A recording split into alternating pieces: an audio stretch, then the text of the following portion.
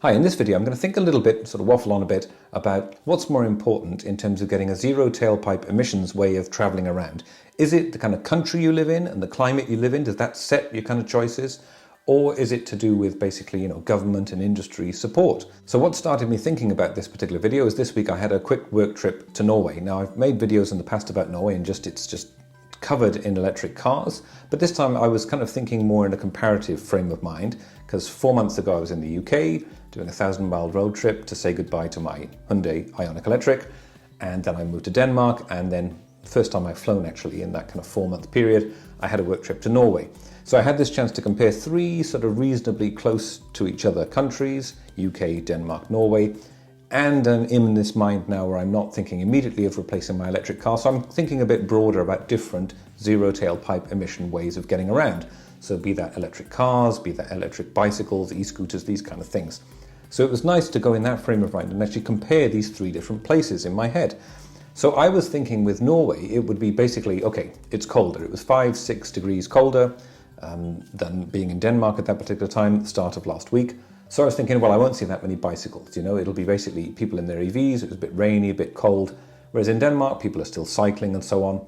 And here there's not so many electric cars because there isn't the kind of enormous government promotion of electric cars that there has been in Norway, where in both countries, Norway and Denmark, it's about just reducing the default taxation on petrol and diesel cars to make electric cars more of an incentive. So Norway's gone much further with that and done a much better job of displacing a lot of the petrol and diesel stock of the kind of, current stock of cars into zero tailpipe emissions, into electric cars, even a few hydrogen cars and things.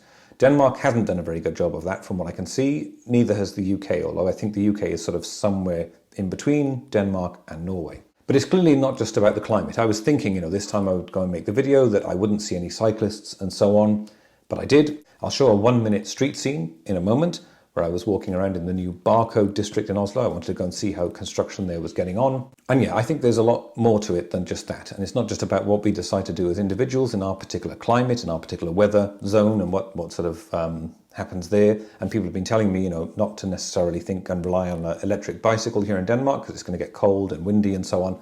Yeah, I think there's a lot more to it than that. And I'm going to do something more systematic in a future video. The latest thing in Norway seem to be e-scooters, so perhaps a lot of tourists taking these around, but a lot of locals maybe as well. But of course, unlike Denmark, it doesn't have the infrastructure. There's not the cycle paths and so on. So e-scooters, I can see how people could consider them a bit of a menace in Oslo because they're zipping around. They seem to be left all over the place, but there isn't the infrastructure for them. There is the infrastructure for them here, but weirdly in Denmark, they're not so popular. I don't know quite what's going on there. So yeah, even when I was in the Barcode district looking around the Opera House, again, I hadn't been there since January, so I wanted to see that whole kind of area, how it's shaping up. There were people cycling where they shouldn't. Even one guy unicycling up the roof of the Opera House, which is, cool, interesting to see that being done, but you're not actually allowed to cycle there. Similarly with the e-scooters, they're whizzing around everywhere, but, they're not actually permitted to be in many of the places people are using them. I've got no problem with that personally, but yeah. So anyway, the whole thing was, so what a big difference it makes. A few months ago, I was in the UK doing this kind of 1,000-mile road trip just before I sold my IONIQ Electric. And then I'm in Denmark where, there's some of these kind of EV rental schemes, but generally not much promotion of electric cars at all, even though a lot of people are driving around very old, dirty diesels and things, big kind of diesel estates and diesel SUVs. But anyway, nice to have this trip and nice to kind of spark in my head this idea of kind of comparing a bit more systematically different countries and what they're doing to encourage us, as people who need to move around, to go in more kind of sustainable, more zero tailpipe emission ways. So I'll have more videos on this when I've kind of thought about it a bit more. But now I want to just show you kind of 1 minute of a street scene in Oslo, where I wasn't expecting to see any cyclists and any kind of mixed mode transport. I was just hoping to see a kind of few EVs. So let's just play out this minute and see what you think.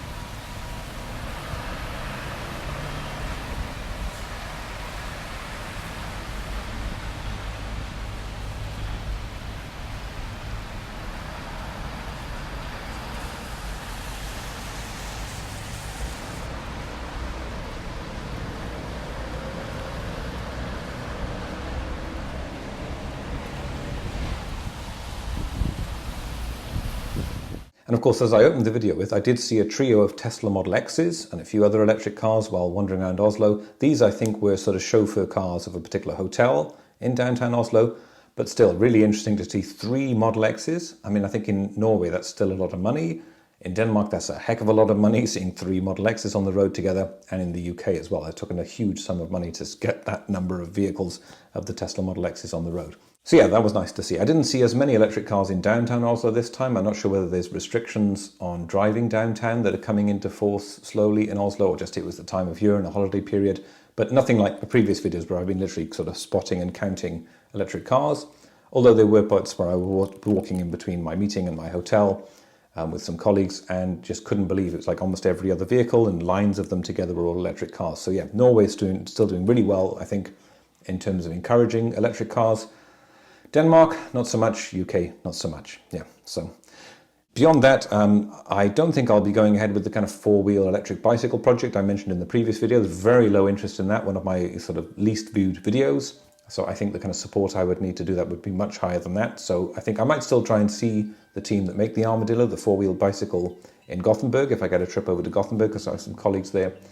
And yeah, I'll probably just kind of leave it at that for the time being. Other than that, the family has still been settling in and having some fun outdoors, so I'll play out in the outro with the kids up to some various things. Oh, and our stuff arrived as well, so my kids are very happy about that. Their toys are here.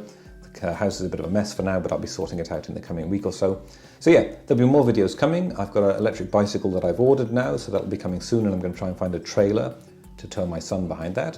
So yeah, please subscribe if you'd like to see more videos from me as I finally get around to some car stuff. Oh, and yeah, finally, the house sold as well. I forgot to say, our house sold. This week has been really busy, so the house sold. I went to Oslo for a work trip and all of our stuff arrived. A lot of weight lifted off my shoulders, but it's been a bit of a hectic week, and this video might be a little bit more than my normal ones. Nevertheless, please subscribe if you'd like to see more. Thanks for watching, and bye for now.